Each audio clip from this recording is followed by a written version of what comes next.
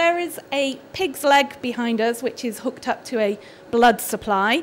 Why do we want to do that, James? So there's multiple reasons behind the science that's going on in front of you. The first is to address a major issue, which is traumatic amputation.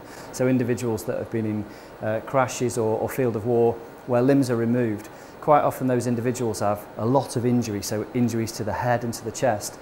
And from a surgical perspective, the focus is to save life and not save limbs.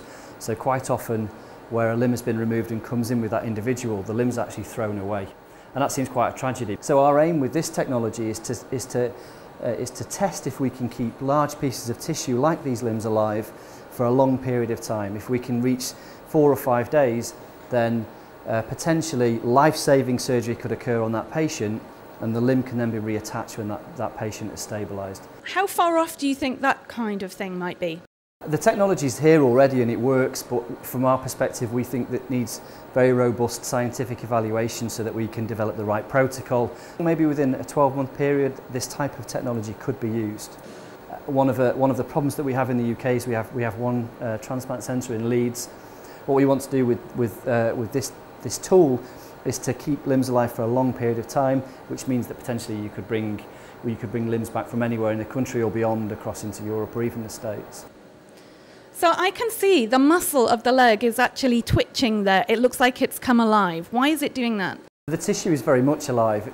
This limb here has been cold stored on ice for 3 hours, so no circulation, no anything. And then as we perfuse this warm solution that's full of red blood cells across it, we're delivering food and energy. The energy reserves in the muscle are being refilled and that's causing the muscle to twitch. So it's simply an involuntary muscle spasm, but it actually demonstrates that the tissue is viable and healthy. And will it stay in as good shape as if it were attached to the animal, or will it start to suffer a bit? Eventually the circuit would become toxic, and we think that there is a finite time that you can perfuse a limb for. We actually don't know what that is, but I suspect that once you get to the 24-hour mark, we would start to see perfusion causing injury rather than it protecting the limb. Right, now here we are again with a second leg, and this one is connected to 2 kidneys. Why are we doing that, James? So the reason is to see if we can extend the time that we can keep the limb on this circuit in health for. And so we saw the limb over there, as we just discussed, that we think we could probably push that limb maybe to a maximum of 24 hours because of that toxic build-up. As the muscle's metabolising, it's secreting these toxins.